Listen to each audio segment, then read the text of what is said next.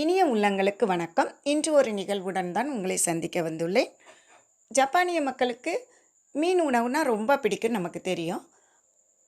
அதுவும் அங்கே உள்ள ஒரு தீவில் இருக்கிற மீன் ரொம்ப ருசியாக இருக்குமா. அதனால் மீனவர்கள் பல மைல்கள் தூரம் அந்த மீன்களை தேடி போவாங்க. அதுக்கப்புறம் அதை பிடிச்சிக்கிட்டு ஐஸ் பெட்டிகளில் வச்சு கொண்டு வந்துடுவாங்க. ஆனால் 2 நாள் ஐஸ் பெட்டியில் இருந்த மீன்கள் எப்படி இருக்கும் அப்படின்னு நமக்கு தெரியும். அந்த மீன்களுடைய ருசி ரொம்ப கம்மியாக தான் இருக்குது. அதனால் அவங்க அடுத்து என்ன செய்கிறதுன்னு நினைக்கிறாங்க, ஒரு நீர் தொட்டியை எடுத்துகிட்டு போகிறாங்க. உடனே அந்த நீர் தொட்டிக்குள்ளேயே அந்த மீன்களை பிடிச்சு போட்டுட்டு வராங்க.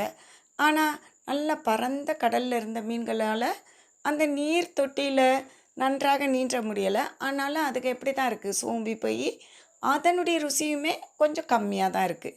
அதனால் அவங்க என்ன செய்யலான்னு அடுத்து திங்க் பண்ணும்போது அவங்களுக்கு ஒரு ஐடியா வருது. அதாவது ஒரு குட்டி சுறா மீனை அந்த நீர் தொட்டிக்குள்ளே போட்டு வச்சுறாங்க. அதுக்கப்புறம் அந்த மீன்களை பிடிச்சி உள்ளே போடும்போது இந்த மீன்கள் சுறா குட்டியை பார்த்தோன்னே என்ன பண்ணுங்க, பயந்து சுறுசுறுப்பாக சுற்றி சுற்றி ஓடுதுங்க. அதனால் அதுக்கு 2 நாளுமே ஓய்வு இல்லாமல் அப்படியே சுற்றிட்டே இருக்கிறனால அங்கே போய் மீன் உணவை சாப்பிட்டு பார்த்தா அது ரொம்ப முன்னால் விட ரொம்ப ருசியாக இருந்துச்சாம். வாழ்க்கை கூட அப்படி தான்.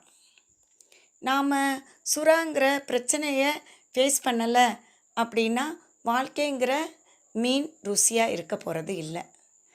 எப்போவுமே நம்ம கஷ்டங்கள் பிரச்சனைகள் வரும்போது அதை என்ன பண்ணுவோம், சுறுசுறுப்பாக ஃபேஸ் பண்ணுவோம். அப்போந்தான் நமக்கு வாழ்க்கை ருசி உள்ளதாக இருக்கும். சுறுசுறுப்பாக இருப்போம், வாழ்க்கையை ருசி உள்ளதாக மாற்றுவோம். வாழ்க்கை இனிக்கட்டும். நன்றி. மீண்டும் சந்திப்போம்.